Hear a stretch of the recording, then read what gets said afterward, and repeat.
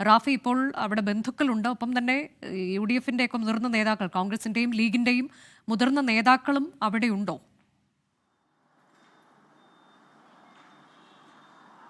നിലവിൽ അദ്ദേഹത്തിൻ്റെ കുടുംബാംഗങ്ങളോടൊപ്പം മുസ്ലിം ലീഗിൻ്റെയും കോൺഗ്രസിൻ്റെയും നേതാക്കൾ ഉണ്ട് എന്നുള്ളതാണ് മനസ്സിലാക്കാൻ കഴിയുന്നത്. ഒപ്പം തന്നെ കൂടുതൽ ആളുകൾ ഇങ്ങോട്ട് എത്തിക്കൊണ്ടിരിക്കുന്നുണ്ട്.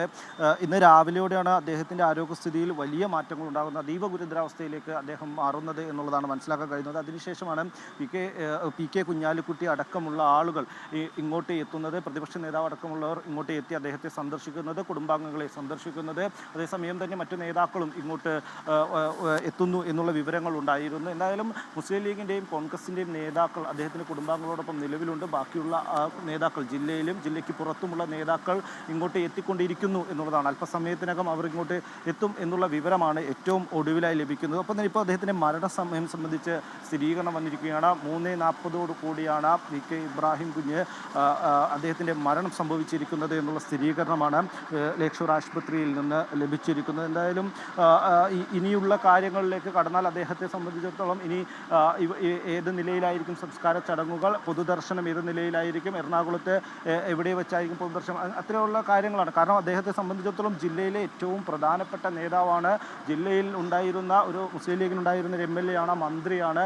ഈ ജില്ലയെ സംബന്ധിച്ചിടത്തോളം മുസ്ലിം ലീഗിന് ഏറ്റവും ഉന്നതനായ നേതാവ് കൂടിയായിരുന്നു അദ്ദേഹം. അതുകൊണ്ട് തന്നെ ഏത് രീതിയിലായിരിക്കും ഇനിയുള്ള കാര്യങ്ങൾ എന്നുള്ളതിലാണ് വ്യക്തത വരേണ്ടത്. ഈ നേതാക്കൾ എത്തിയതിന് ശേഷം കുടുംബാംഗങ്ങളുമായി ആലോചിച്ചതിന് ശേഷമായിരിക്കും ഇത്തരം കാര്യങ്ങളിൽ വ്യക്തത വരിക. അത് അല്പസമയത്തിനകം അറിയാൻ കഴിയുമെന്നുള്ളതാണ് നമുക്ക് മനസ്സിലാക്കാൻ കഴിയുന്നത്. ഒപ്പം തന്നെ മറ്റ് ആളുകൾ അനുശോചനം അറിയിക്കുന്നതിന് വേണ്ടി ഇങ്ങോട്ട് എത്തുന്നുണ്ട്. ഈ ആശുപത്രിയിൽ ഏതെങ്കിലും തരത്തിലുള്ള ഒരു പൊതുദർശനം ഉണ്ടാകുമോ എന്നുള്ള കാര്യങ്ങൾ അടക്കം നിലവിൽ പരിശോധിക്കുന്നു എന്നുള്ളതാണ് ഈ അടുത്ത കുടുംബാംഗങ്ങളിൽ നിന്ന് നമുക്ക് ലഭിക്കുന്ന വിവരം. ഈ മരണം സ്ഥിരീകരിച്ചതിന് പിന്നാലെ, ഈ വിവരം ഇപ്പോൾ പുറത്തറിഞ്ഞതിന് പിന്നാലെ ഈ ആശുപത്രിയിലേക്ക് മുസ്ലിം ലീഗിന്റെ പ്രവർത്തകരും നേതാക്കളും കോൺഗ്രസ് പ്രവർത്തകരും കോൺഗ്രസ് നേതാക്കളും അടക്കം എത്തുന്നുണ്ട്.